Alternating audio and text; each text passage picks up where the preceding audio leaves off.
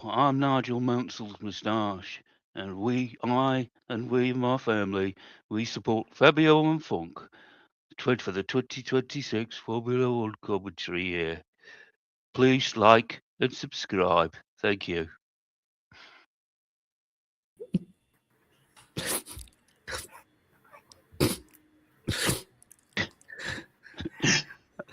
Holy fuck. Right, welcome everybody to Fabio and Funk's fantastic Wow. Formula One 2026. Wow. As you can see, we've spared no expense this year. No expenses spared. We've even got the great Nigel Mansell, some of the great Nigel Mansell, to come in and sponsor us and also endorse our fantastic review season. I want to say hello to everybody for 2026. Hello, Fabio, for 2026. Hello. Yeah. I want to say hello to Not an Expert for 2026. Hello. Hello. Hello. Hello. With a great Scottish hello. That could be Jackie Stewart, for all I know. Well, it could have been. Are you Jackie Stewart by chance? Maybe. Maybe. We could have gone to that kind of expense. You never know. Yeah. I mean, we spent all our money on part of Nigel Mansell. You know, we couldn't afford whole of it, but yeah, we just got bits and pieces. Yeah. Yes, it kind of did thing. Welcome to Grand Home Fishings. That actually sounds like that's me. You, is it? Oh, yeah. What the fuck? Have you got a fishing channel now or something? No. That was that used to be my job. I was a fishing guide for quite a few years, and a salmon river. Salmon River. Okay. Yes. Yeah. Yeah. Is that a politics joke, Alex Salmon? No. He's dead now, anyway. I thought you said salmon lover, but yeah. And so, let me say a quick few hellos. Hello to Tilting, thank you very much. Hello to Sandy, lots of love. Hello to Savage. Hello to Fabio. Hello to Lucky. Hello to Robin. Thank you very much. And Robin says, hello, Fabio. Hello, Robin. There you go. There you go. You have an admirer. Okay, that's great. I don't know. Let me just change that slightly.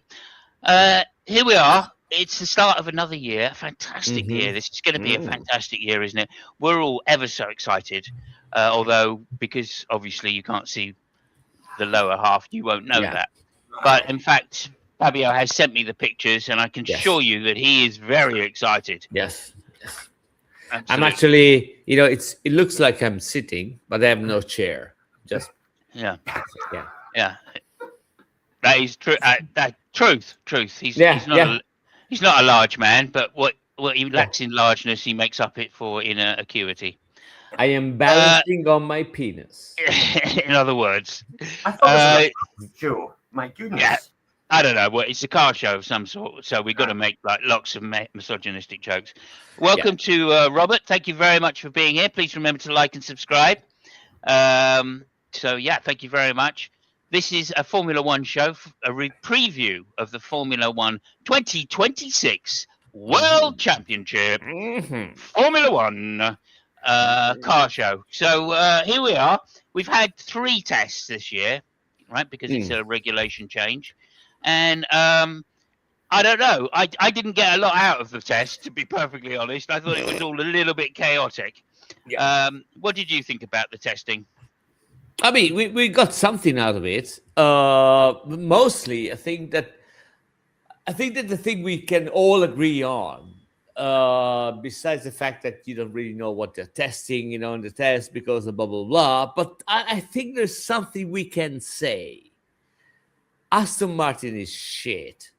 It's like, I mean, it's just bonkers, man. I have an analogy to make, right? Since you've mentioned it straight away, an analogy to make. So, as you can see from the thing, Cadillac have installed a new button in their car to inspire the drivers to overtake, because they feel that the car's not going to be good enough, so they're relying on the drivers this year. And I think Aston Martin had a similar idea. Basically they've designed the car to be one big dildo, a vibrator. And Yes. the vibrator is lacking in power because a lot of it goes to the driver. So that's basically the technical definition or the technical problems that Adrian Newey has unfortunately designed into the car. Yeah, they broke a lot of pieces, and I mean, I just read like 30 minutes ago. It seems to be that the problem actually are vibration. Believe it or not, on Aston Martin, they just break the battery. So that's a big issue that Honda has got to solve. But yeah, I mean, it's shit anyway. So yeah, so far it's just bad. So, well, the only way they can stop the driver, just disintegrating, is to turn the power down. And I think we've all known a few ladies with that issue. I know who's laughing. Cadillac is laughing because, well, listen, yeah, it's true. They put all sorts of stuff, in order not to make them, go in the F1 championship, because they said, oh, we can't have another, lower rank team and all that stuff. They're going to be way more serious. And they show up. They did pretty good, as far as the new team goes, and way better than Aston. So I think they're really laughing their ass off, back to the US, whatever they come from. So yeah, good for them. Yeah, but they're riding in the back of Ferrari. Yeah. I mean, it's not them that's done this. This is Ferrari's technology that they're getting dragged along with. So I'm not sure we can say well done to Cadillac just quite yet. I mean, regardless, they put all sorts of obstacles between Cadillac and them being able to join the F1 championship. That is true. And the main reason was, it's a new team. We can't have another Haas or whatever, lower tier team, blah, blah, blah. We just want the best. And then it came Aston. They got a shitload of money, like there is no tomorrow. They got the best engineer that they have, Adrian Newey. They made a new wind tunnel. They got Honda backing them. I mean, wow, right? You were expecting that car to fly, right? And it's flown into the ditch, apparently. So, yeah. Well, and apparently they haven't been able to turn it up to full power yet because of the issues of vibration. Yeah. Like, I mean, look, this is not the first time this has happened, right? With an Adrian Newey car. Yeah. In fact, it happened the first year they put the Honda engine into the first Red Bull that Adrian Newey has been designed for them, right? So, and it took several races to get off the ground before they managed to sort the problems out. But I do think they will sort the problems out. So apparently they've potentially are bringing a different chassis to Melbourne, in which case they may be able to run, if they find in the first test that they run it and it runs it, they can run it at full power without the vibrations. Then I guess they're going to be there. If not, then it's rumored that they'll just literally do a couple of tests during pre-practice. If it doesn't work out, they'll try and do one circuit to get qualified within the 107%. And then if they do that, then they'll do a couple of laps in the race and then withdraw, just to fulfill the financial and obligations to the FOA or FOM contract. Yeah, they were thinking not to join the first race, but then they somebody showed them how much money they have to pay if they don't show up, and they say, oh, you know what? Yeah, we're gonna make a couple of laps maybe and see what happens. So yeah, it's. I mean, also there is a lot of problem with logistics right now with the F1 teams. Actually reaching Australia. I know that Ferrari. Moved some of the team on some other flights because of the shitstorm which is going right now in Middle East. Thank you, Obama. And and that's it. But yeah, everything's gonna go fine. I mean, at least people will be there, and yeah, it's gonna be interesting. There's still one thing I haven't figured out for the sake of me, and I've tried, I've read it, everything I could. I still haven't figured out how the fuck does the DRS power button push to pass thing is going to work. I have no, I mean, I have an idea, but it's very confusing. So if somebody has figured it out, please, speak now or shut up forever. Yeah.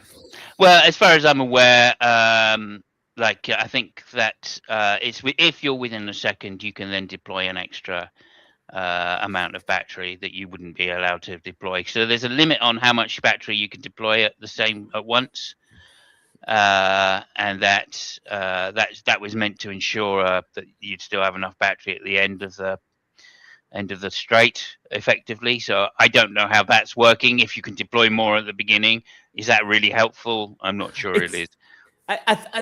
So my understanding is that it's way more complicated, and I'm struggling. I'm waiting to see how the TV commentators are going to explain that, because as far as I understood, there is something which is like the old DRS, which is what you explain. If you are between 1 second, you can have more power, on the battery and all that stuff. But also, you got to push to pass, which doesn't depend on the 1 second thing.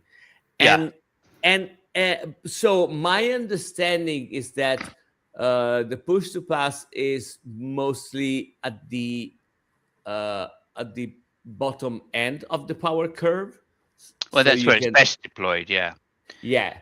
And a lot of it is at the beginning, but I mean, it's really, really weirdly complicated, because the battery kicks in up to a certain point, up to a certain speed, and then it stops. And yeah, I mean, I've got to see it. I've really got to figure it out. A lot. I mean, this is what's going to be. I mean, I think the racing is exactly. I think the racing is going to be. It's going to look more spectacular this year, because, both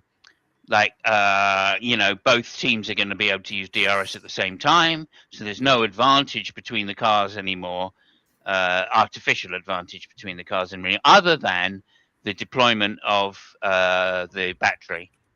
And I think that's going to be the downside of this season, which is we're not going to know how much battery they've got left to deploy on any particular moment, because it's going to be changing all the time. Mm-hmm. And then secondly, we're not going to have that they are deploying it or not deploying it. So we're not going to know when they are or are not deploying it, either in attack or defense. So we're just going to be guessing. I mean, it's literally like, was that a good overtake or not? Well, we don't really know. And the test also showed, I mean, besides the different characteristics of the car, it seems to me they're going to be way faster on the straight, but way slower on the corners. I mean, there is less downforce. That was to be expected. But one of the other things that the test showed is that all of the teams, and this is all of them, with a slightly difference, they are clipping at the end of the straight, meaning that they cannot recharge the battery. I mean, they cannot recharge the battery enough, or actually the battery is not big enough to deliver all the power up to the end of the straight. So you get to the end and you're just basically hitting like a wall. If you guys some more remember, than others, some more than others. Yeah. If you guys remember, it's something akin, and I understand I'm talking to old farts here, but if you ever rode a 2-stroke engine, right? It has a lot of power, and then it gets to the end, it just stalls. There is no more power. It just stops. And that is what basically clipping is. It just stopped delivering power. There's no more of it. And one of the things they're discussing about is modifying how much power is delivered by the battery. I think now it's 300 kilowatts or stuff like that. They're probably thinking of delivering 250 or 200 just to Yeah, Yeah. but like I don't think they'll go as low as that, because that's just I mean, they're supposed to deliver. I think it's 550. That's what they're designed to deliver, but Yeah. because they've put this limit on recharge, Yeah. right, which is 4 kilowatts per whatever it is, second or something, I don't know, Hmm. maximum. That means that there isn't physically enough time to charge the batteries up to 550. Yeah. So they're going to be well underpowered compared to most years we see, and they're hoping, I guess, that the wing kind of design is going to be the changing factor. So they'll go so much faster down the straights that the times will be comparable. But the time in the corners is disputable. I think it's. I mean, I'm intrigued at how it's actually going to work, because Hmm. maybe the smaller teams can go for higher downforce, knowing that they're not going to have the speed down the straight Yeah. necessarily, Yeah. but they're still going to have good lap times. Yeah. And so Yeah. they Yeah. can keep up with the pack that way. Although Right. there's no way they can win, because they can always be overtaken down the straights, right? So those are the back teams. The mid teams have got to play a bit of a balancing role to be Hmm. fast enough down the straights that they don't get easily overtaken, right? Except by the top teams. But the other midfield teams, are not going to. They're not necessarily going to be overtaken, but they're not so slow around the corners that they're going to be caught out by the back teams. Yeah. So I think that there's this kind of dance that they're going to have to make, which I don't think bodes well for racing. So I'm dubious. I think it's going to be more gimmicky than it's been, even with DRS, right? And remember, and I want to kind of bring Lucky in here.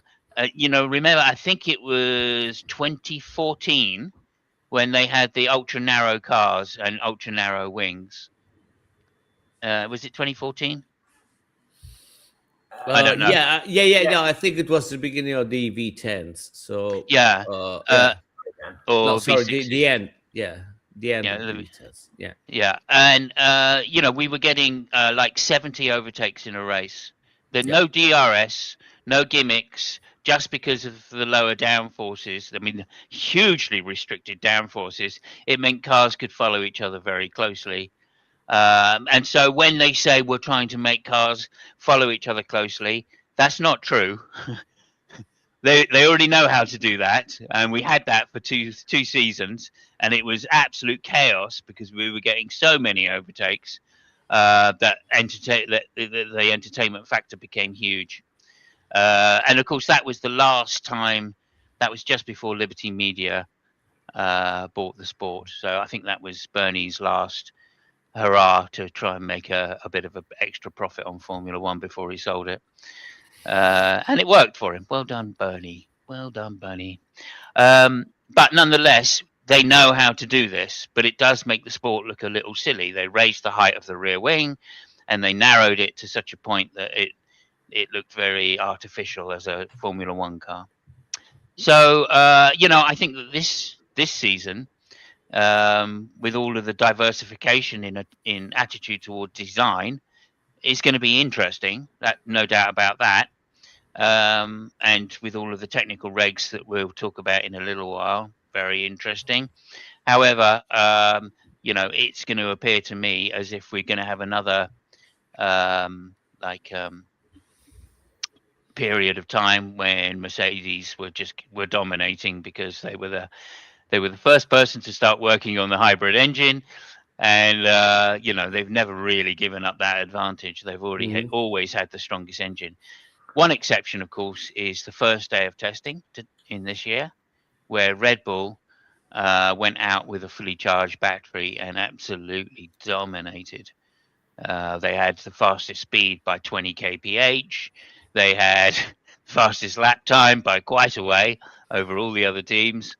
And, their car was an absolute rocket ship and continued to be. So if we're talking about races that if the races are dependent upon straight line speed, then Max could have a great time at least at those tracks. And if not, then then I have a question for you all. But I'd like to just bring in Lucky just to say, how did you find practice, and what was interesting to you to start with?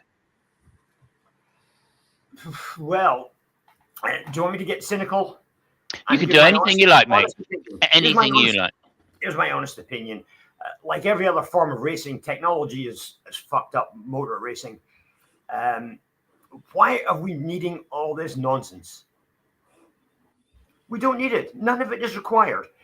If they have a set of regulations with an engine, a gearbox, and a drive, that's all cars need. You don't need fucking batteries. You don't need recharging systems. You don't need care systems. Any of this nonsense. You just need cars with an engine, a gearbox that can go around corners. Why are we doing all this? It's ridiculous.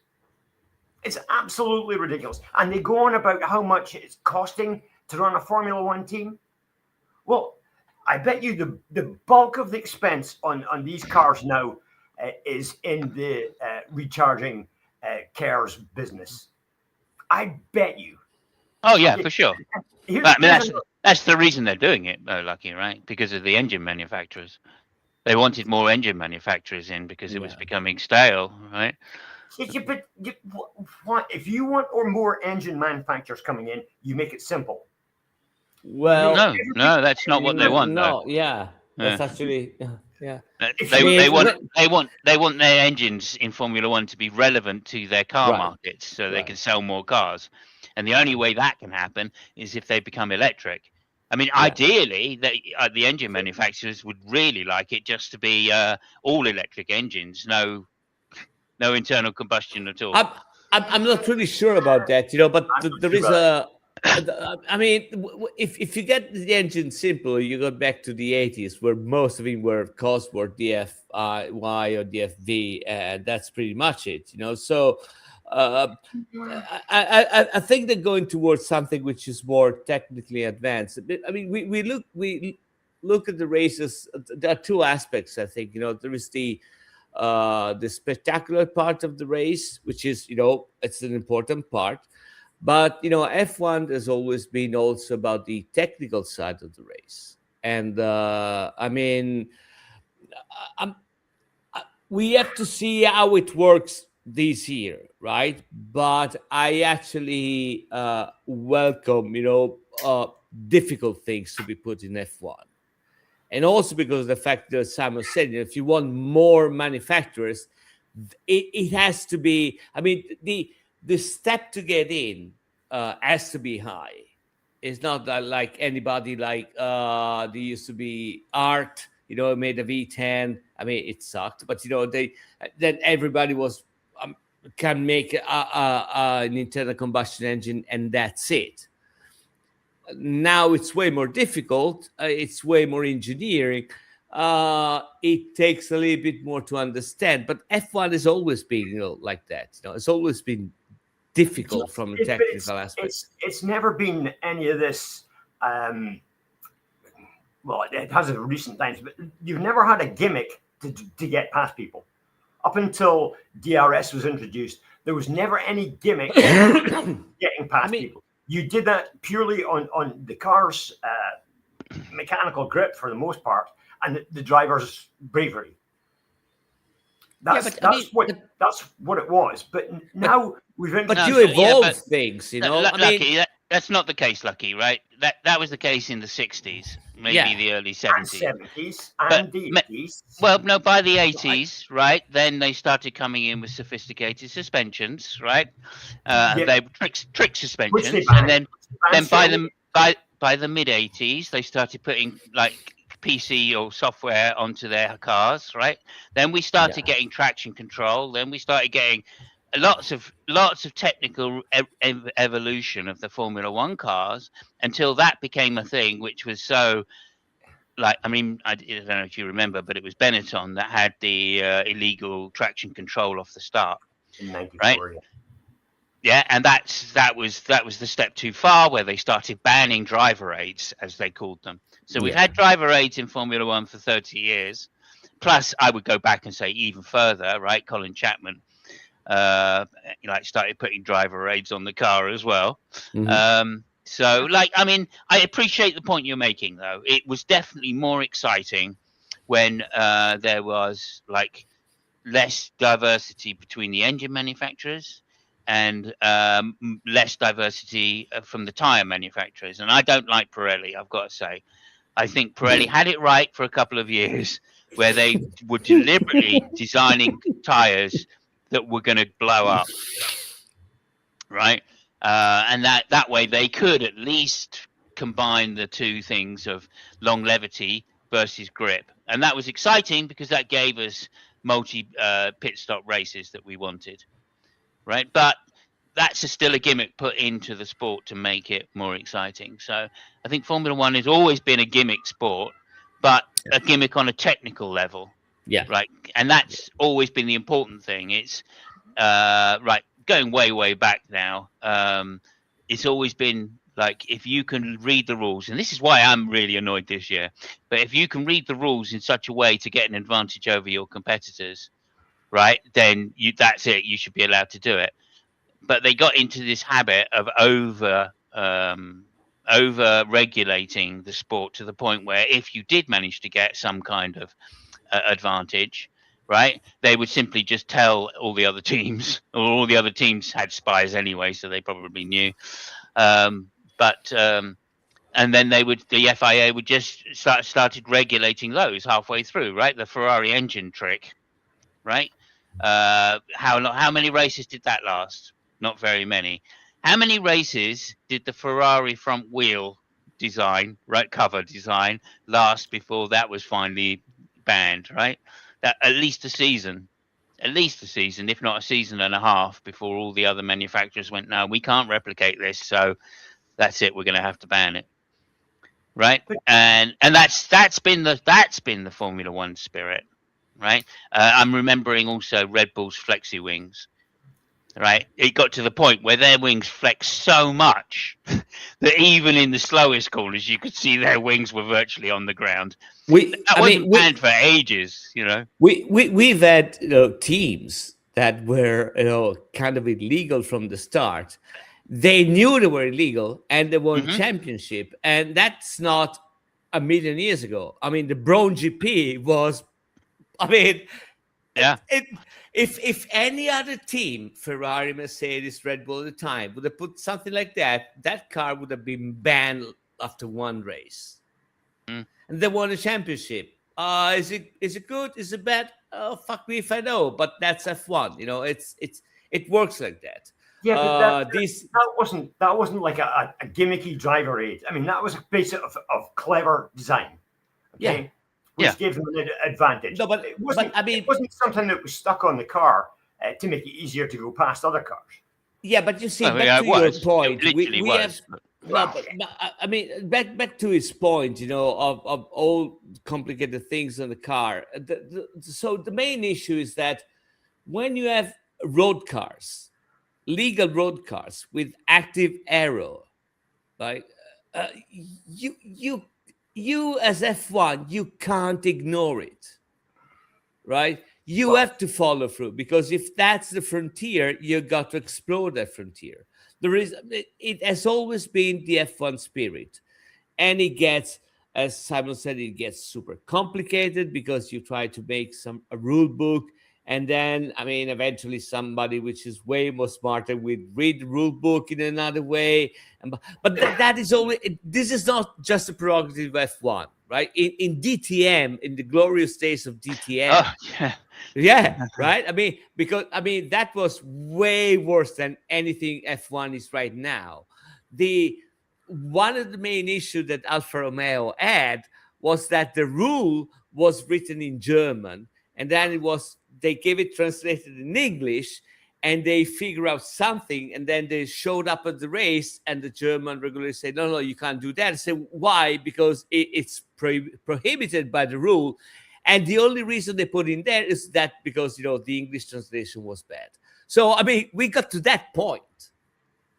But, it's if you want something on the edge, that's the price you're going to pay for. And there is no other way. I'm not convinced. And I'll give you an example. Imagine next year the FIA said, okay, Formula E we're going to make it so that there's an internal combustion engine in it that comes on halfway down straights to recharge the battery. Yeah. I mean, that is, I mean, it's completely destroyed the fact that it's an e-Formula One. And that's what's happening with Formula One. It's an internal combustion engine formula, and that's the way it should stay without all this add-on nonsense. It's but the reason we put batteries in the car in the first place was not to make the racing more exciting, right? Not to give a push to pass, although that's initially how it was used.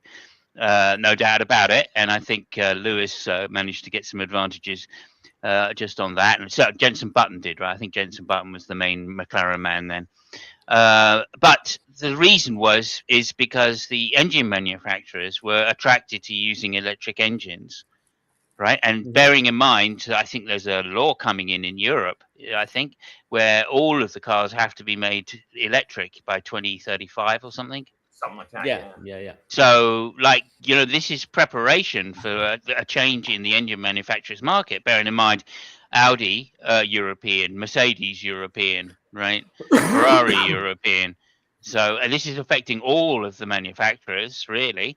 Well, so they all want to have, you know, be testing at the very highest level in motorsport, where it's crucial to have the best electric systems. Yeah, and, it's a technology you can't ignore, you know. Okay, also, because, you know, if you're Audi or Mercedes and you got like 10 models which are hybrid, you got to showcase, and the F1 engine is the pinnacle of your engineering. I mean, you got to showcase that kind of technology. There is no way around it, you know. So, yeah. I'm very sympathetic to you, though. Lucky, I'm very sympathetic to you. It would be nice if they could make an exception and just say, right, Formula One is a combustion engine thing. We're going to go to like 3 liters. We're going to drop the turbos. We're going to have 3-liter combustion engines, and normally aspirated.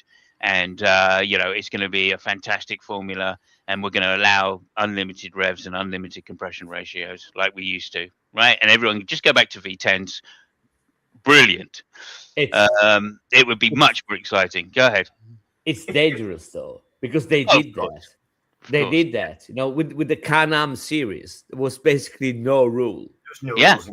Yeah. And that only lasted like 4 or 5 years, because oh no. Oh wait, that is way dangerous. But not for the engine. Not for the engine. For everything. No, yeah, right, but mainly the aerodynamics, right? It's because they started having turbofan cars like we did in Formula One, right? And that lasted 1 race, so that's already been banned in Formula One, so that's not going to happen again.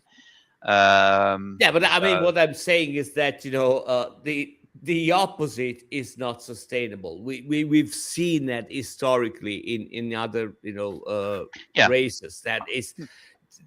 No rules is not something that can work. I mean, no. When I say no rules, I'm just referring to engine. Yeah. That's it, right? You can have as many revs as you want. If your engine blows up every race because you've put it to 22,000 revs, then that's on you. That's on your engine. You've got to build a reliable engine. That's the limit. You can have compression ratios as high as you want. You know, the less rules you put on them, right, the harder it is for the engine manufacturers, right? Because they're competing directly against each other, and they want to have the maximum they can have. But when you push the maximums, you push reliability. So and this is what's been made easy, right? You can only have you know, the reliability of these engines, right, down to the fact that they're limited to revs, and they're limited to power, and also because they're hybrid, they can now have they can run them at lower temperatures. No, but that's what I was going to say. You know, the fact that they only can use only so many engines actually is a major technical challenge. You know, it's way more than when, you know, the turbo era was there and BMWs were literally swapping engines between qualifying and race, right?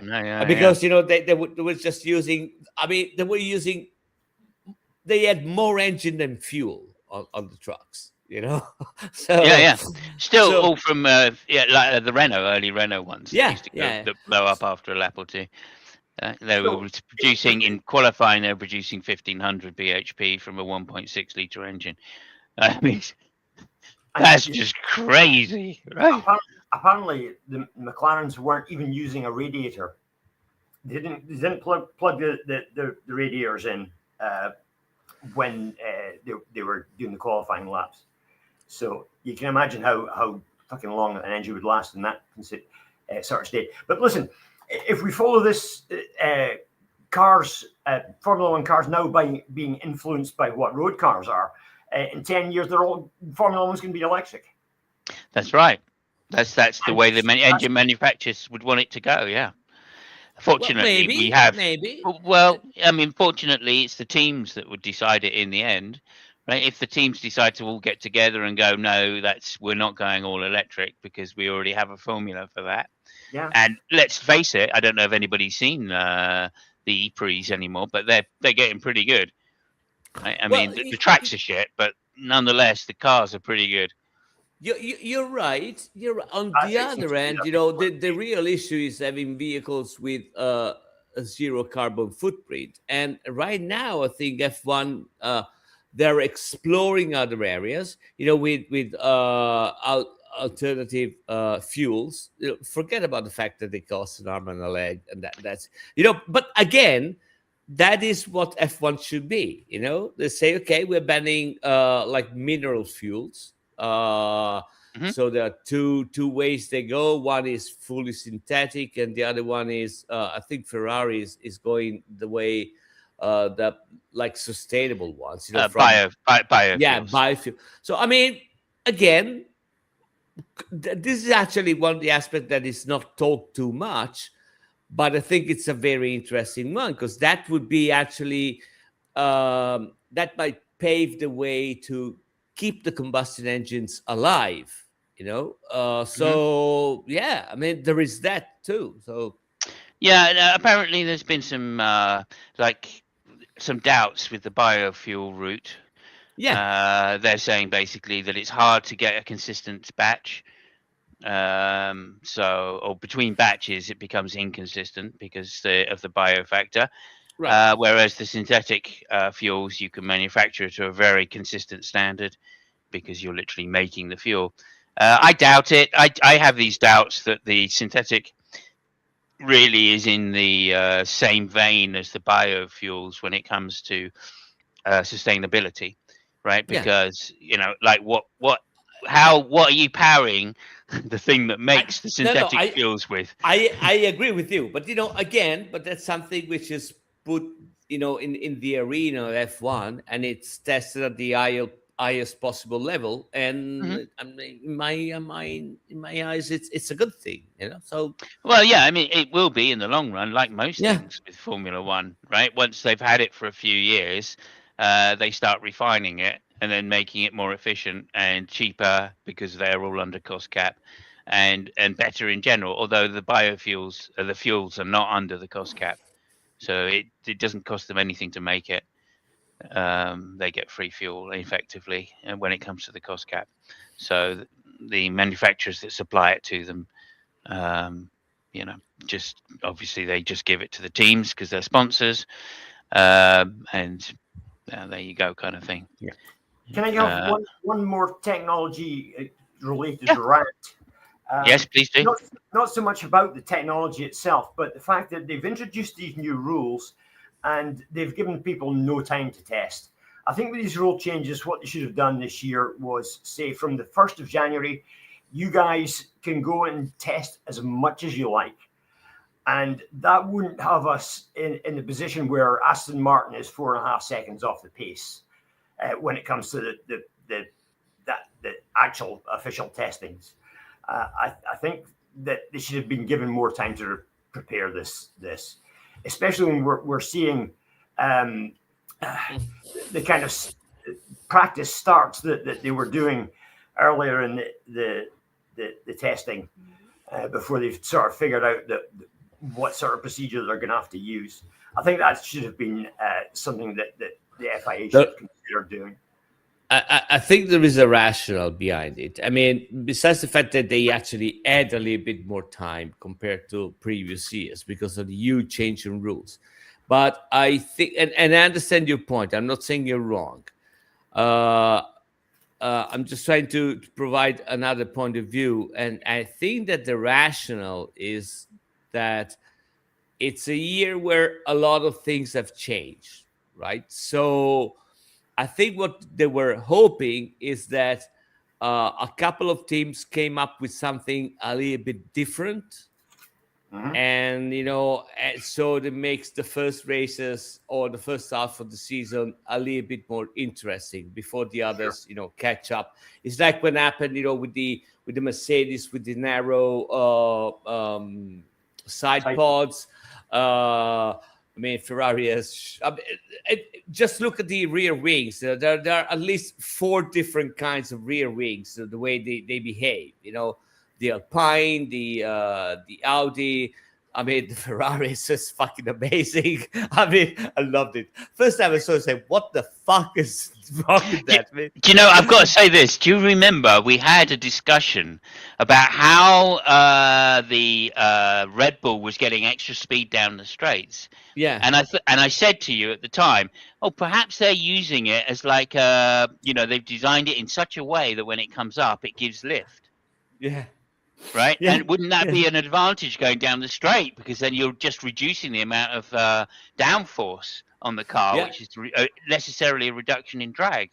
Right. And here we are, 3 years later or 2 years later, and Ferrari are doing it. And I was so pleased it was Ferrari. Yeah. And I was also pleased by the faces of everybody the first time it happened. I mean, I saw Toto Wolff. It was just, what the actual fuck is that? I mean, and all the engineers said, no, we just didn't think about that. It just, we got to see how it works. Obviously, somebody has been watching our show, Fabio. Yes. That's all I'm saying. Yes. And they went, no, that's not a bad idea. How could we do that? Hold on a second. Yeah. How about something you touched on a wee bit earlier, and that is short corner driving, which is going to give more time for cars to charge up batteries down the straight. It's going to suit Leclerc. It's going to suit Verstappen really well.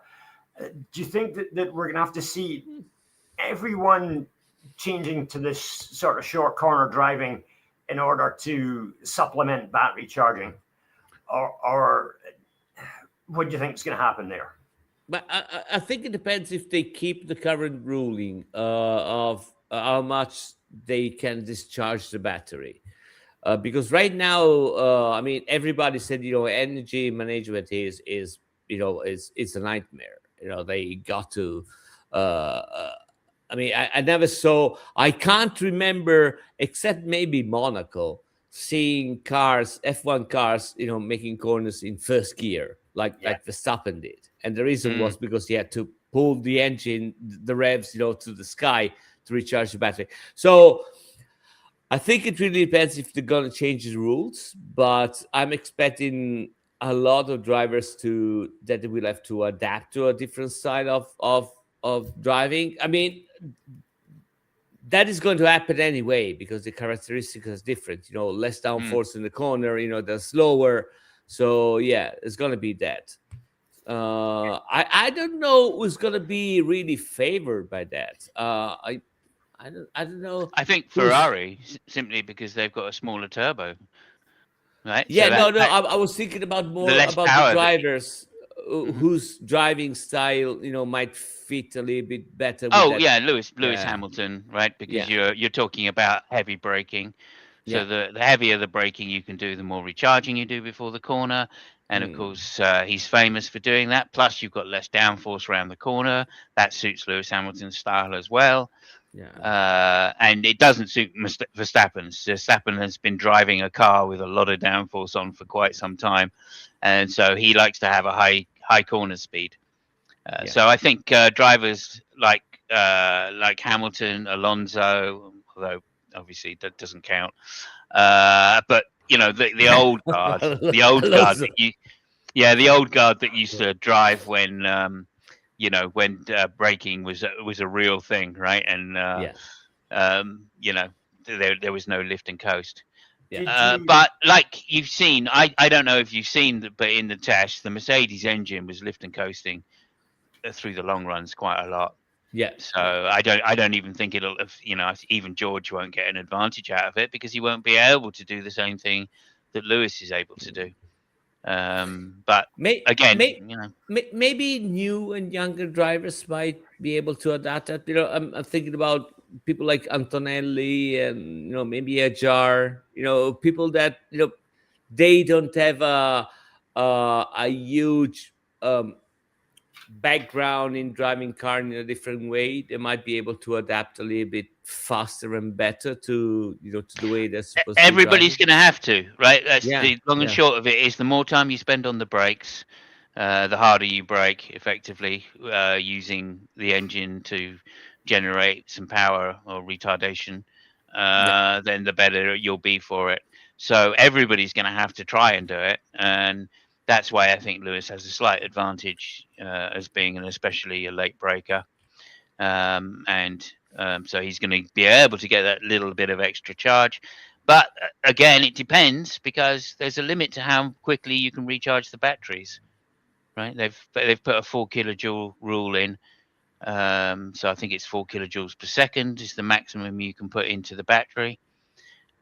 Which means if once you go beyond that, it doesn't matter whether you're braking late or not. In fact, braking at just the right time is the point. In fact, lifting and coasting might be the thing to do into the thing, and then just keeping the revs up. yeah. I don't know. I really don't know. It's going to be exciting to find out, and there are several different options that the teams are taking. Right? I'm not happy that we've got 4 Mercedes teams on the grid, because it's going to show that if Mercedes got it right, then it's going to be a bit of shitty season. It's going to be a runaway for Mercedes, of course, because they have the best chassis, best aero, and that's been shown already through testing. So McLaren, as I say, McLaren were clipping a lot during testing, like a lot. One last thing to close out the cornering business. I did hear stories that we might be seeing Formula One cars Scandi flicking it around the town at tighter corners. No, never. Never is it going to be. Is it going to be Is it ever going to be good in Formula One to skid the tires? Well, if you can get the car pointed around the corner as quickly as possible, then I mean, in theory, it's right. I mean, the exit speed of a corner is always more important than the entry speed, and if you can get that car pointed in the direction you want, you not only are you flying down the straight, but you're charging battery at the same time. So, I mean, who knows? Maybe we'll see a jar on these young guys. It's not going to be a Scandi flick. You're never going to be wanting to slide Formula One tires, but they will, instead of using a tight curvature to get around, it will be more V style driving, for sure, into the hairpins and stuff. So and again, that the main person that does that, I think, is Lewis Hamilton. Right, that was his driving style from way back in McLaren in the early days. That's why he managed to beat Alonso that one year. Okay.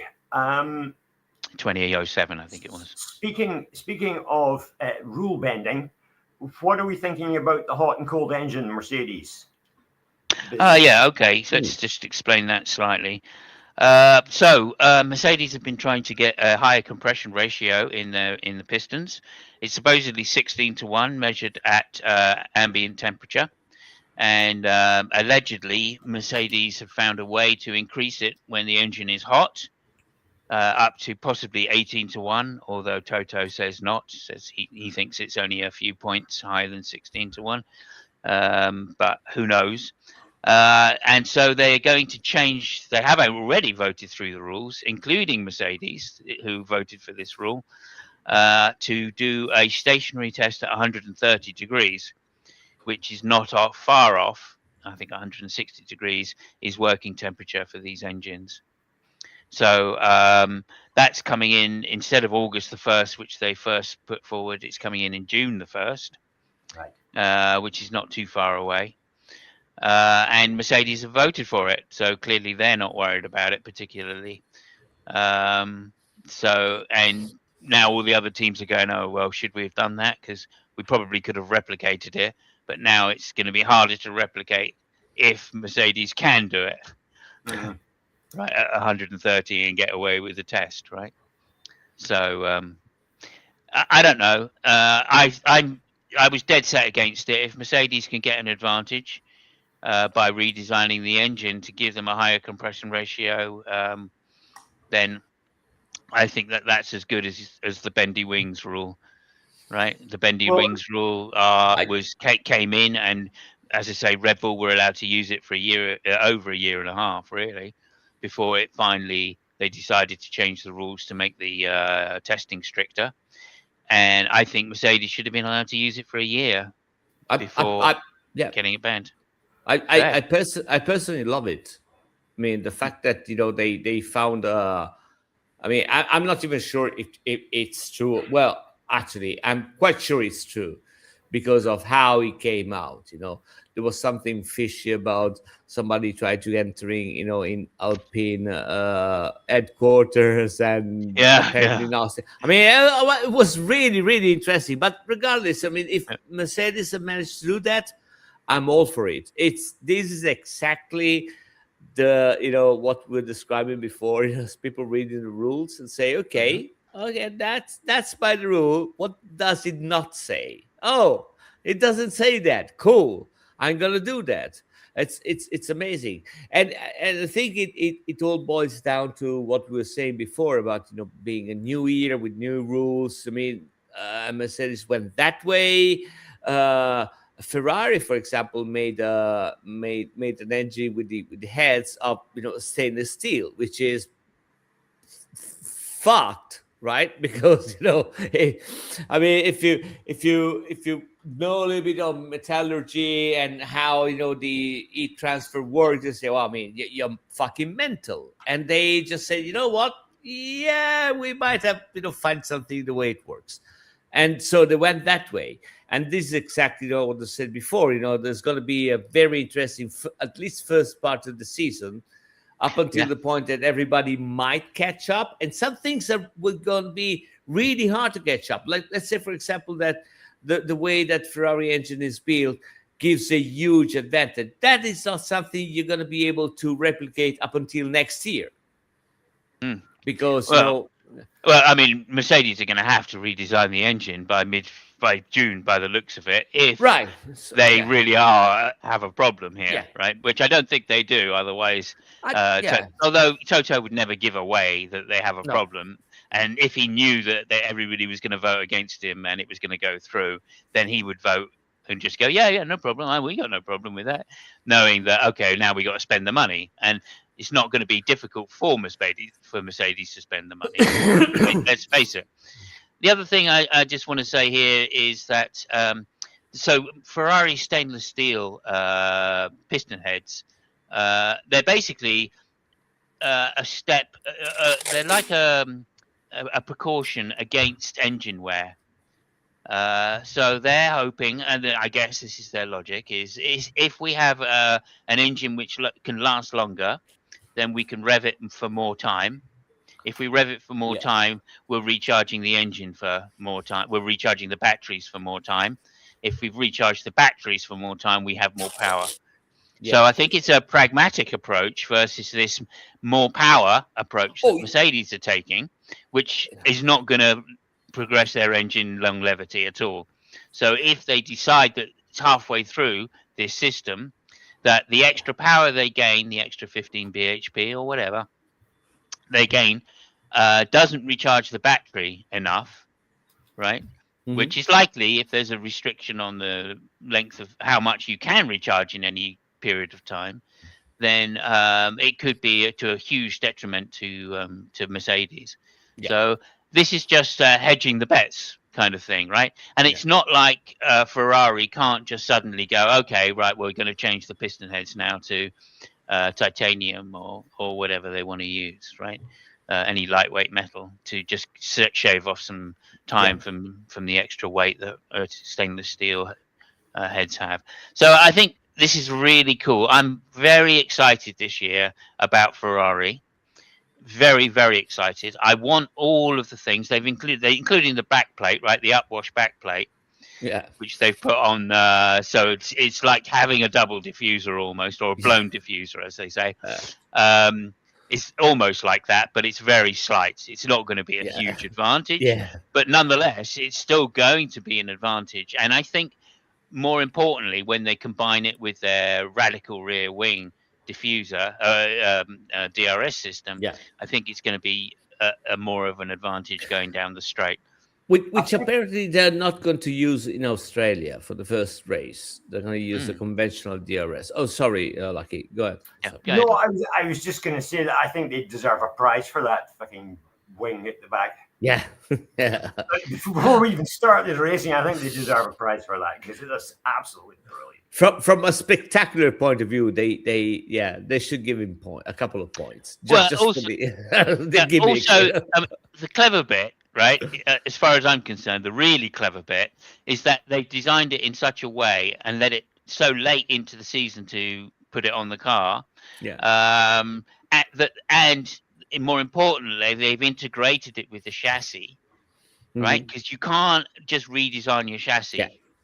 All the other teams can't do that. It's going to take them half a year at least to get that going again, just like it did with our Brawn friends, Jenson Button in the Brawn. The reason they were able to have such an advantage with a double diffuser was because it was part of the chassis. And so all the other teams, if they wanted to replicate it, had to scrap their chassis, build a new one, get it tested by the FIA, and then put it on the car. Very difficult to do.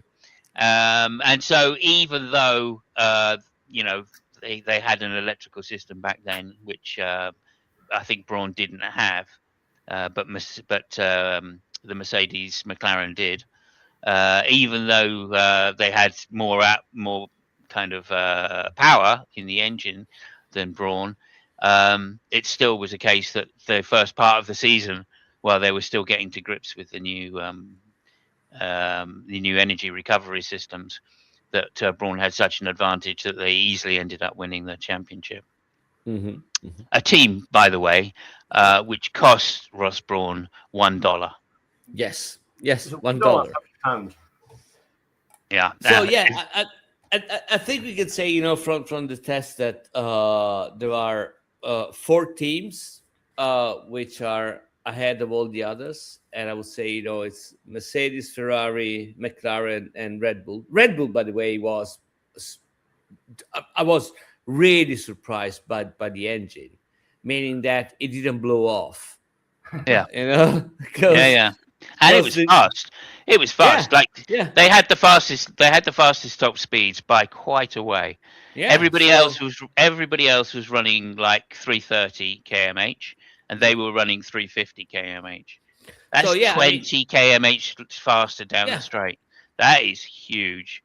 Brand new engine from somebody which never built an engine. So I was really. I was expecting them to have way more problems that they had, which is none.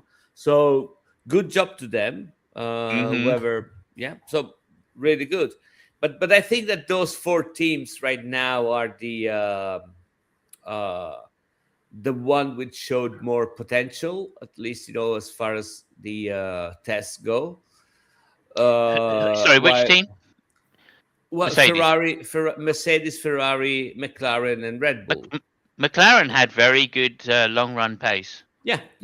So I'm not convinced they're out of it either. No. I will put them, in the top tier, and then I would say, Alpine was quite surprised, but I wouldn't put them, with them right now. So, and at the bottom of it, actually, there is only Aston Martin. Even Cadillac and Haas, they did quite well, for what they got at the beginning of the season. So Yeah. Do you remember when Haas first started? They literally Yeah. bought as many parts as they could Yeah. from Ferrari, and they did very well that first thing. They were very Mhm. much the second Ferrari team, but Yeah. they were a midfield team straight away, and Yeah. everybody Yeah. went, "Oh, this is fantastic! Yeah, this is the model." And Mhm. Cadillac have done exactly the same thing. They've Yeah. used the Haas model Yeah. to, obviously on the advice of Gene Haas, presumably, to come into Formula One. So I'm Mhm. expecting them to be not the back teams, right? I'm expecting the normal runners to be the back Yeah. teams, right? So the whoever it is that Hulkenberg's driving for, and and the other one. If we are And going to have some TV directors which are half as good as they should be, we should have some really pretty exciting races if they can follow the midfield away a bit more closely. Because I think there's going to be a lot of shenanigans happening there, between yeah, Audi, Cadillac, not Red Bull, Visa, Cash App, whatever the fuck they are, Alpine. There's gonna be a lot of things with a lot of very interesting drivers. There's gonna be a mix of old and new, which is gonna be really interesting. So yeah. yeah. Lucky, do you want to say something? What was I going to say? I was going to say something I've totally forgotten. Okay, well, let me fill in then for a I little know. while you remember. Go for it. I also think that it's going to be very difficult for TV producers this year because we're not going to know what is a good overtake and what isn't a good overtake this year. Mm, Some may look spectacular, but actually are not particularly spectacular just because yeah. of how far they come from behind. But if they've got a big power advantage because of deployment, then does that make it a great overtake? No, probably not. But some are going to have pretty equal power deployments, and it's going to be like the old days where they're doing it literally just on newness of tire, strategy, and those kind of details. So we're going to get more exciting races at some circuits, and we're going to have less exciting races at others. My expectation is that the classic circuits are going to give less exciting races. Simply because, and this is where maybe we'll be praising the Tilke circuits this year. Uh, yeah, I know. So this is one of my predictions, which I want to get to now because we've done an hour. So one of my predictions. So I've got three major questions. Is is the deployment, the lack of knowledge on the deployment of power and energy recovery, is that going to be a major factor in ruining our enjoyment of Formula One? That's one question I'd like you guys to answer. And then another question I'd like you to answer that if the Red Bull, right, really suffers and is nothing more than a midfield team, how many times do you think Max Verstappen is going to crash? That's another question I want to ask. It's on the proviso that they're not right at the front, okay? And they don't just run away with it or whatever or whatever. So if they're like a third or if they're a fourth base team, right, which is struggling to get into Q3 from time to time, depending on the circuit, how many times in the season do you think Max Verstappen will crash his car or run somebody off the road, whichever? And then thirdly, how many times do you think that we're going to mention Mike Crack in the next season? Okay, so those are the three questions I'd like you to answer. I'm going to write down my predictions now, so just to Yeah. make sure. What was the And first so, question? What was the first uh, question again? I can't remember now. First question is about the deployment. How do you Yeah. think the deployment is going to ruin the season if we don't know what the deployments are? So there you go. Welcome to Andy and Holy Speckle. I've just looked over. Right. So yeah, deployment. I'm going to say that is question one. Question two is if Red Bull are a fourth base team and nothing more than a midfielder competing, how many times do you think Max Verstappen will crash the car? I'm going to say that. And then the third question was, I can't remember. What was the third question, Fabio? Uh, Oh, how many times have we mentioned Mike Crack? Yeah, Mike Crack. Yeah. Okay, yeah. I mean, we've already done it 3 or 4 times, so that's to give you some idea, right? I'm going to say. Okay, there we go. All right, over to you, Lucky. Did you have something you wanted to say? And obviously we need the predictions, right? Who's going to win the World Championship? Holy shit! We're just going to go for one name, just one name to make it easy. We're not going to go for top 3. Okay. So you don't have to answer the questions now. You can just say a little piece now, and then we can come back to your answers. I think the biggest factor is going to be how drivers adapt to this new charging battery business, and how well they can manage that and get used to managing that. I think that's going to be one of the biggest defining factors. If you take the attitude of the drivers, what's his name? The champion. Who's the current champion? Lando Norris. Lando Norris. Yeah. He's saying, "Yeah, this is brilliant. I love this." Whereas, remember the name. Whereas Max Verstappen is like, oh, I'm not fucking interested in this. So if Verstappen doesn't want to adapt to it, then he's not going to do well. So I don't know. It's this year is the first year I can remember in Formula One where we're going into a new season and nobody knows what the fuck's going to happen when that flag drops, or when the lights go out, rather. Well, Fabio and I know a little bit about what's going to happen when the lights go out the first time. Well, here's another thing. Can somebody tell me why it takes 20 seconds to spool up a fucking turbo? Oh, because they rev so high. I mean, they go at like 100,000 revolutions per minute. So, that's a lot. So it takes quite a while to get them there. And again, this is another thing, right? They've changed the rules already, haven't they? On the start procedures, right? Yeah. And I don't like that at all. I'm thinking, look, Ferrari have done this. They've specifically hurt themselves in the area of the turbo in order to get better starts. And now you're just giving all the other teams the advantage to catch up and use their extra powerful turbos, right? So I'm not happy with that. But anyway, that's another little bitch of mine. Ferrari will still have the advantage that when it comes to going down the straights, their turbos can spool up quicker than other guys' turbos are going to spool up. So the only leveling kind of bit will be at the very start when they've all got the same amount of time to spool up the turbos. Yeah, but it's not. I mean, it's not quite that simple because, of course, they'll go through those slow corners where it makes the most difference in first gear as opposed to second gear. Ferrari will still be in second gear, but the others will just drop their thing, and so they'll go through with a high spooling turbo regardless. I mean, even if they're not using the power. So I'm not sure. I think it's as soon as people notice the Ferrari teams, then that was like instantly my picture straight away went back to Benetton and their traction control off the line system. Yeah. Right. And I just thought, oh, well, yeah, there's going to be a shitstorm about this. You should remember that. What was I going to say there? I've totally forgotten now. It was something about turbos, but never mind. Yeah, that's it. Oh yeah, revving, turbos, revving. The more you rev the car, the more fuel you're using. And remember, the fuel's reduced this year from 98 litres to 75 litres, isn't it? I thought they'd increased it, actually, to 105. I thought they dropped it. Maybe I'm wrong. I don't know. I think because of the worries about having to rev to resupply the electricity, which they remember that's a PR disaster for Formula One. Yeah, absolutely.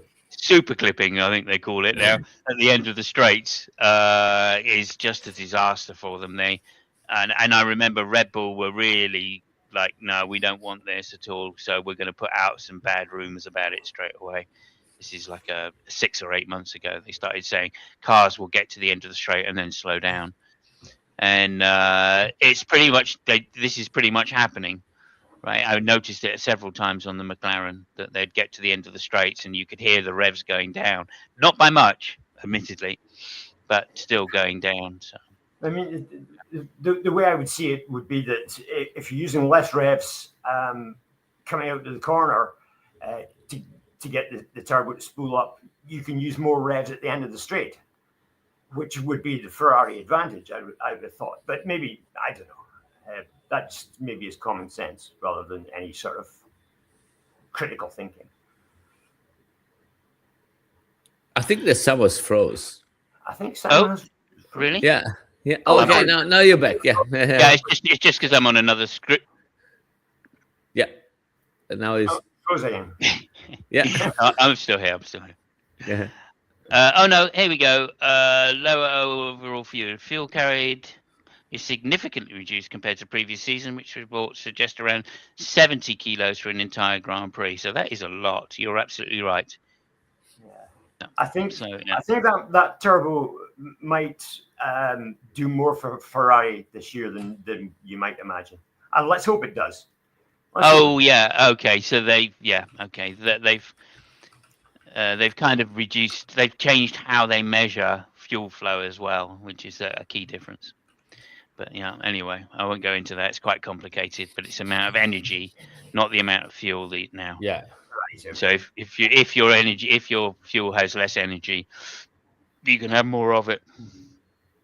Okay. And that was to encourage the biofuel route. Anyway, so I got the answer for your questions. Thank you very much. Okay, There you if you just remind us of the question and then give us your answer.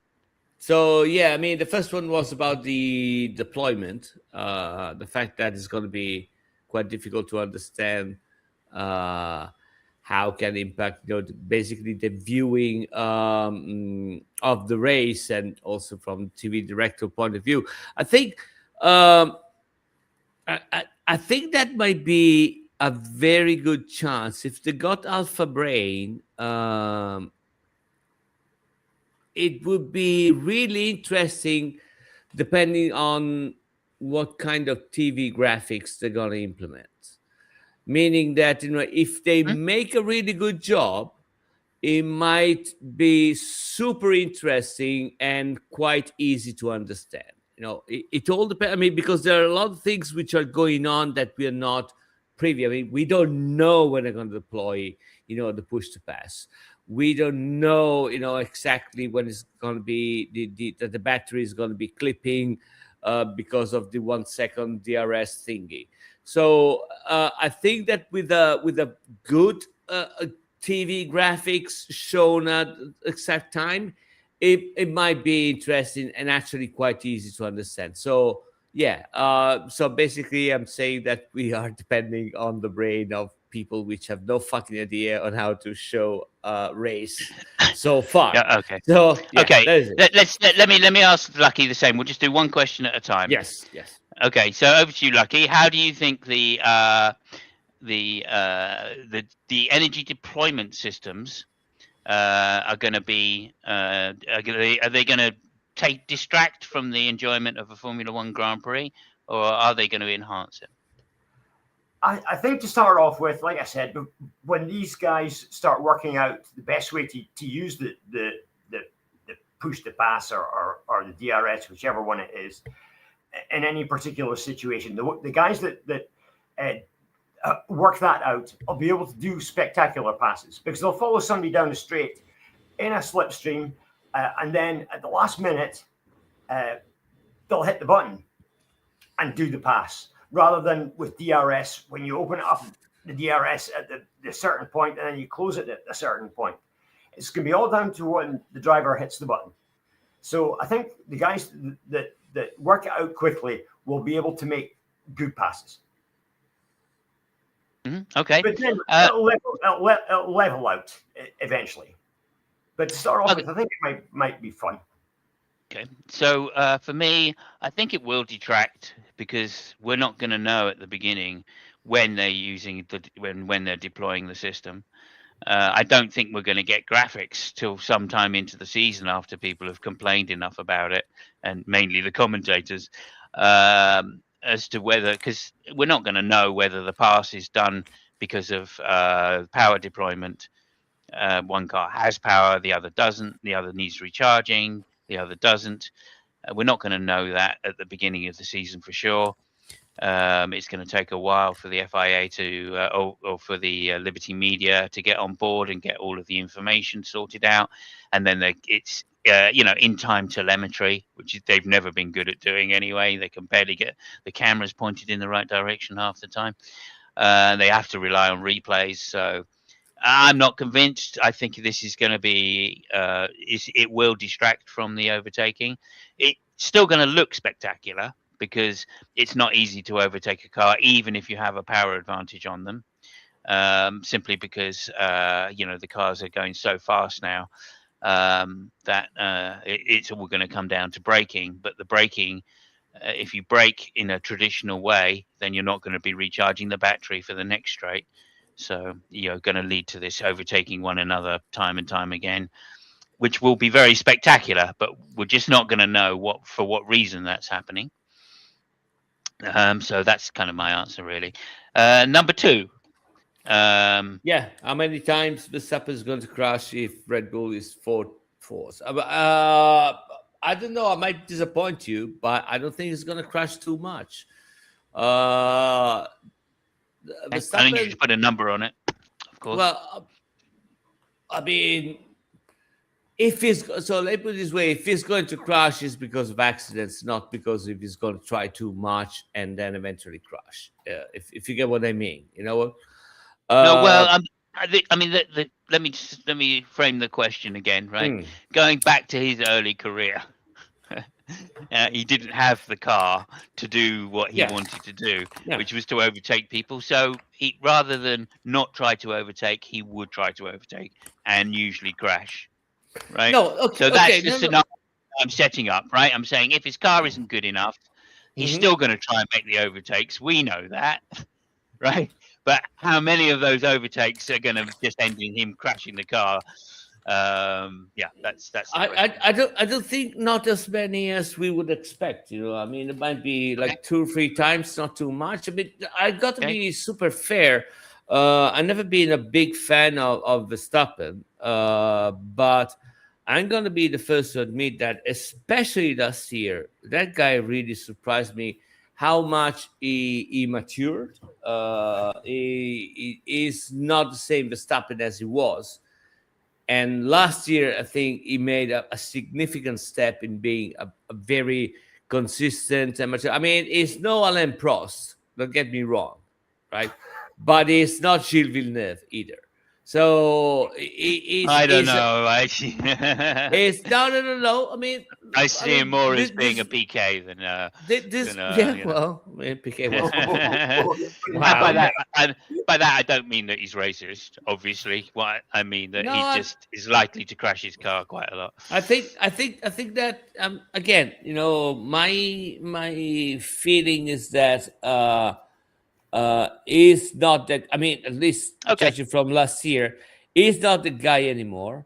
And there is one then I quit, but there is one specific moment that I think it tells a lot, when he collided with Antonelli. Can't remember the race, and he actually went to Antonelli and said, don't worry, I mean, it was totally Kimi Antonelli's fault. I mean, it didn't even punch him in the face. He actually, told him, spoke to him, with him. So I said, okay, that somebody will just change a lot. So certainly different from the Ocon crash, right? Yeah, where he just went up and smacked him. But I think in that case, Ocon had really put Verstappen's life at risk rather than it was a thing, and I think he was reacting to that. But okay, fair enough. Lucky, how many times, if Red Bull are a mid-tier team, top, how many times do you think Max is going to lose his cool and crash? I'm going to have to go with Fab on this.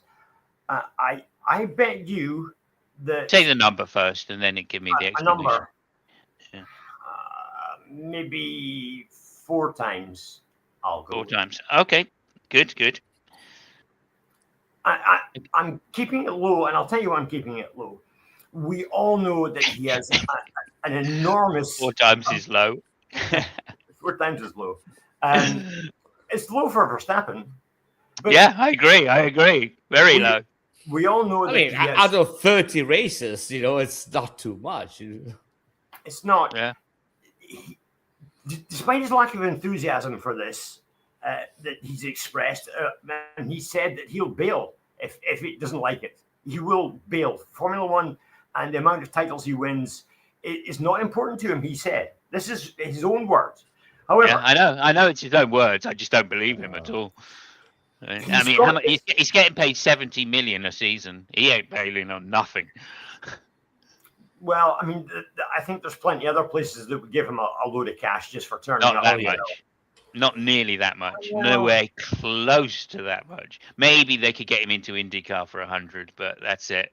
Then, and even then, it'd only be dollars. So, yeah, and there's no way he'd go to IndyCar. Those tracks are fucking ruthless.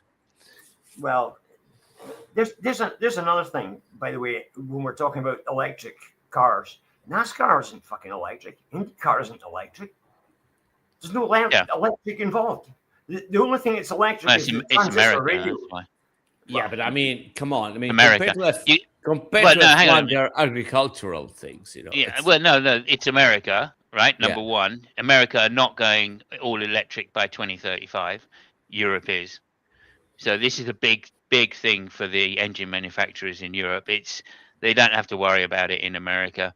And I think you'll find that Ferrari, who actually have quite a large American presence, right? They sell a lot of Ferraris in America. Yeah, they do that. I think you'll find that they will carry on making V12s for as long as you like, right? As long as they're in America. So, yeah. But anyway, like the point being, I think that's the reason. Also, the cost caps in America for for how much it costs to go IndyCar racing is really cheap compared to Formula One. Well, so that was one of my points. But okay, getting back to Verstappen, he has got the situational awareness that we all know about, which is a different level to the rest of those guys. And I bet you that he's already been doing push-to-pass stuff on simulators. And he'll have worked out the ways that you can use this push-to-pass to your advantage. I mean, he'll be doing it pretty much every night with his pals online. I'm sure he's driven some IndyCar, right? Some IndyCar simulators. And they have push-to-pass. Right? So... I don't think it's nothing new. I don't think the push to pass is going to make the difference anyway, because I think that the energy restrictions for this is my suspicion, is the energy restrictions that they have for putting energy back into the battery are just still going to outweigh any advantage of push to pass, even if you can get by on a push to pass, which is dubious, right? You're not going to have enough energy for the next straight. So what's the point, But we'll see. I mean, like you said in the first part of the thing, it'll take time. People will get used to it. They will adapt to it, and the teams will become much wiser. I do think Ferrari have a huge advantage in that area, simply because of the steel pistons that they're going to be, or piston tops they're using, which means that they can run their engines harder, which means they can recharge more. So I think that's going to turn out to be quite a big factor. And then the other side, of course, is that the smaller turbo is going to actually give them a higher return of energy in the long run. So those are the two things.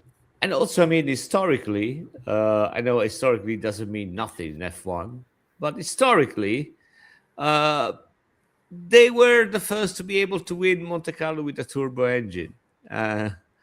Actually, there was a big bet with Colin Chapman at the time, between Chapman and Forghieri, and Forghieri just went to cash the dinner that Chapman offered him because he won Monte Carlo with the turbo engine. So, by the way, sorry, before I forget, in 2026, IndyCar are hybrid. Are they? Not really? Yeah, I mean, it's agricultural stuff because they use like a super capacitor instead of a battery, stuff like that. But they're hybrid too. So okay, that's great. That's great. I mean, obviously, IndyCar technology is amazing. I don't know if you've seen. I think I sent you a thing where this guy bought a '94 IndyCar and has been rebuilding it. Have you seen that? No, I don't think Have you? so. All right, I did No. send you a link to it. Yeah. I think it's Rob Dahm who used to do rotary engines mainly. Mm. He's built a 4 rotary engine to do Pines Peak, and he's got a 12 rotary engine or something like that. Hell. To drive a dragster, to power a dragster. So he's super genius with engine, and he bought himself an Indy car and then bought like all of the parts for that company. Right. Yeah. So he's invested a lot of money in getting this Indy car going. Yeah, and it rolled for the first time, I don't know, about a month ago or something. So incredibly Just exciting. not technologically advanced, so that's just They're not everything. as they're not as technologically advanced, and for good reason, right? They don't want to make it a technological thing. It's a different approach. It's supposedly a one make kind of series anyway, which is how they want it to be, just a very fast one. And of course, they have very, very high speeds, whatever it is. Is it? I can't remember what the top speed is. 270 miles an hour, something like that. Yeah. It's huge. It's absolutely huge. Yeah. Anyway, so moving on. How many times are we going to mention Mike Crack? This season? All the times. All the times. I think it might be a lot. Mm-hmm. Yeah. Okay. So we've got 24 shows. Yeah. It's gonna be like at least 30 times, because it's gonna happen. 30 times. Okay. And what say you, Lucky? Give me a number. Oh, I'm gonna chance it. Is Price is Right rules apply? I don't give a fuck. I don't give a fuck. That's a Fabio thing. I'll go with 35. I'll go with 35. 35. Okay, I'm going with 108. Okay. So I know it was going to say Mike Crack 20 times every intro. Yeah, I'm going to make sure that it's close to 108. It's not exactly right, but anyway, that's fine. I'm sure Mike Crack would enjoy that.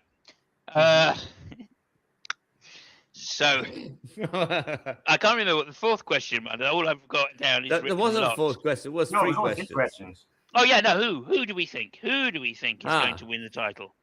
Holy shit! Oh shit! I mean, I've already put yours down. I've already put yours down, Fabio. So we don't need to worry about you. Lucky. No, yeah. I mean, I don't want to jinx anybody. So it's too late. I've already jinxed you. Go ahead, Lucky. The fuck?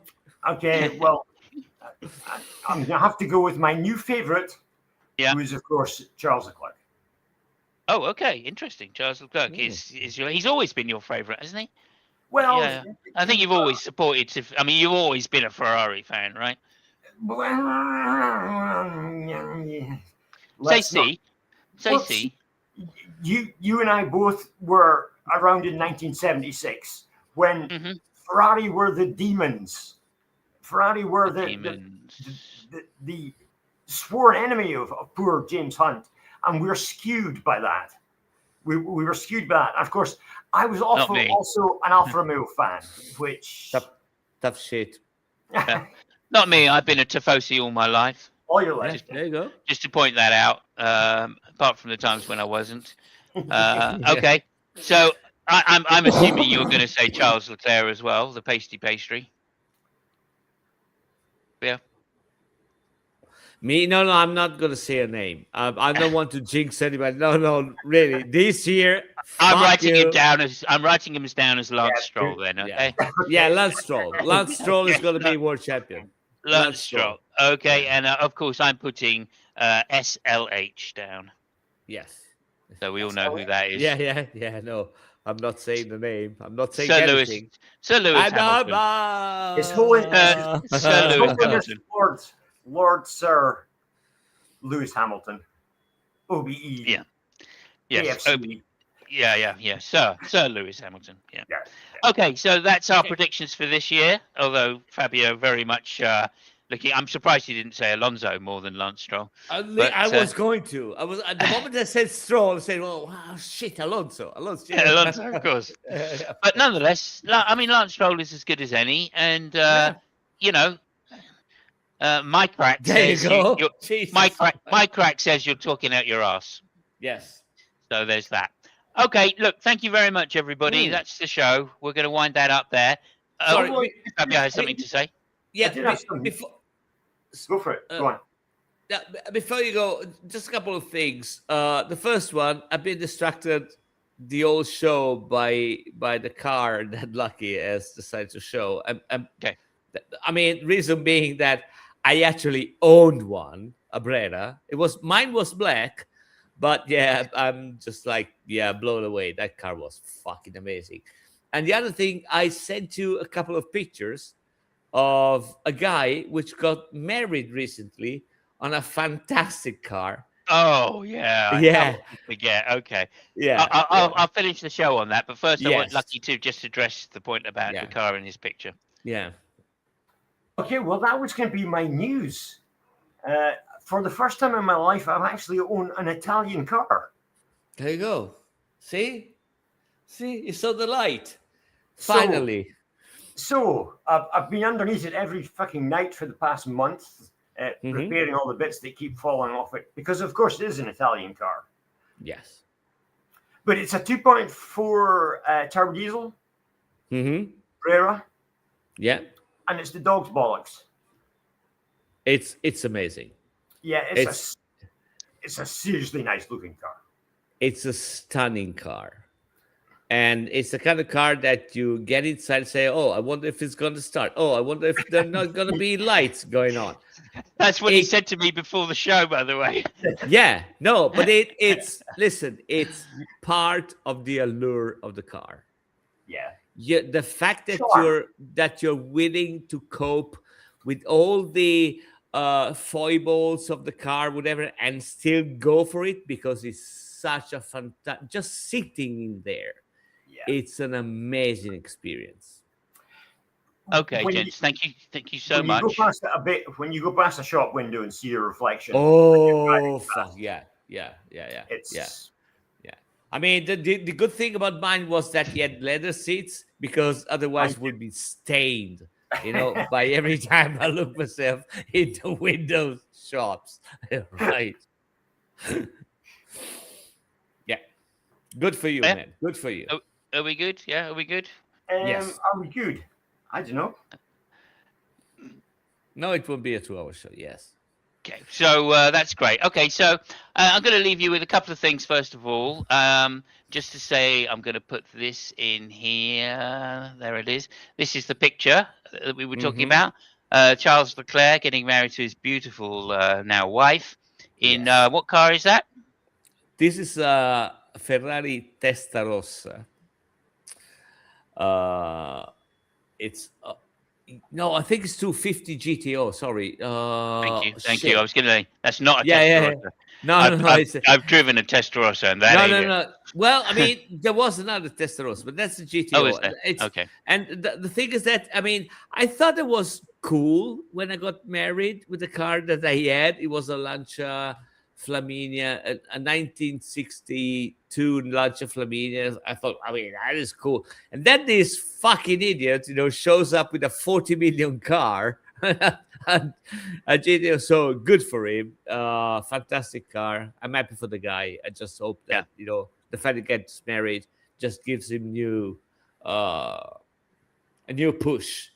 Yeah, it's gorgeous, Savage. It's really gorgeous. Okay, so thank you very much. We will see everybody in a week's time for the Australian Grand Prix. Well, we see everybody. We might not see Mike Crack.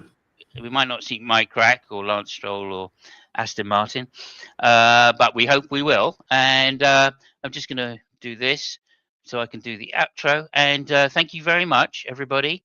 And we will see you when we do. And first of all, let's just to go to the outro. Hello, I'm Nigel Mansell's moustache. You've been watching Fabio and Funk.